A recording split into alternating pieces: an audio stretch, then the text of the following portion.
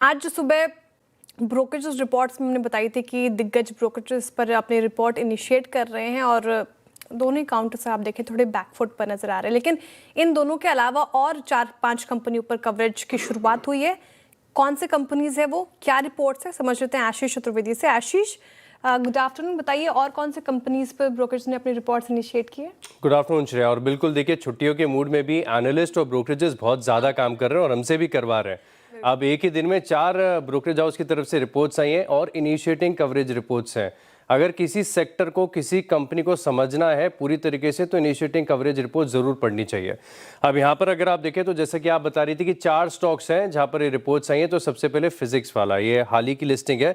यहाँ पर गोल्डमैन सैक्स की तरफ से बड़ी रिपोर्ट आई है, अच्छी डिटेल्ड रिपोर्ट है। मैं संक्षेप में आपको बताता हूँ। इन्होंने न्यूट्रल की रेटिंग दी, 135 रुपये का टारगेट दिया है और ये बता रहे हैं कि एडटेक प्लेटफॉर्म काफ़ी बड़ा है इनका। अब ऑनलाइन के साथ ऑफलाइन ये भी कंट्रीब्यूट कर रहा है और साथ में ये बता रहे हैं कि FY30 तक जो रेवेन्यू है इसमें करीब 24 CAGR की ग्रोथ देखने को मिलेगी। लेकिन एक इंपॉर्टेंट पॉइंट इनकी रिपोर्ट में कहा गया है कि इनकी प्राइसिंग ऐसी है कि नए कोर्सेज लॉन्च कर सकते हैं और डीपर पेनिट्रेशन ये कर पाएंगे। तो इसी के चलते अगर आप देखें तो यहाँ पर आप रखिएगा फिजिक्स वाला पर फोकस।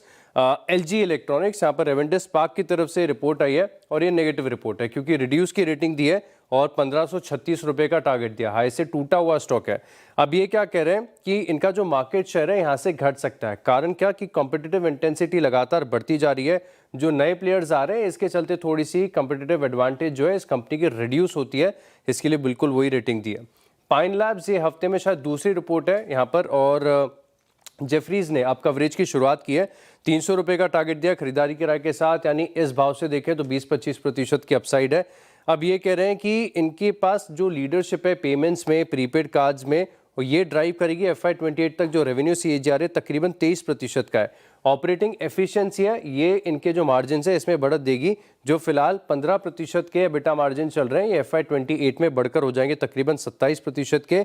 और सेक्टर के मुकाबले आप देखें तो इनकी जो वैल्यूएशन है ये बड़ी अट्रैक्टिव लग रही है। तो स्टॉक पर खास फोकस रखिएगा। एक और स्टॉक है नॉलेज मरीन, यहाँ पर भी आप नजर रखेंगे। कारण ये कि नोवामा की तरफ से इनिशिएटिंग रिपोर्ट है और ये बता रहे हैं कि मैरीटाइम इंडस्ट्री जो है देश की, इसमें भरपूर मौके, बड़े अवसर है, आगे ग्रोथ पोटेंशियल काफ़ी बढ़िया देखने को मिल रही है। अच्छा, सेक्टर ऐसा है जिसमें कंपटीशन कम है, एंट्री बैरियर काफ़ी ज़्यादा है, तो अपने आप में एक मोट बन जाती है।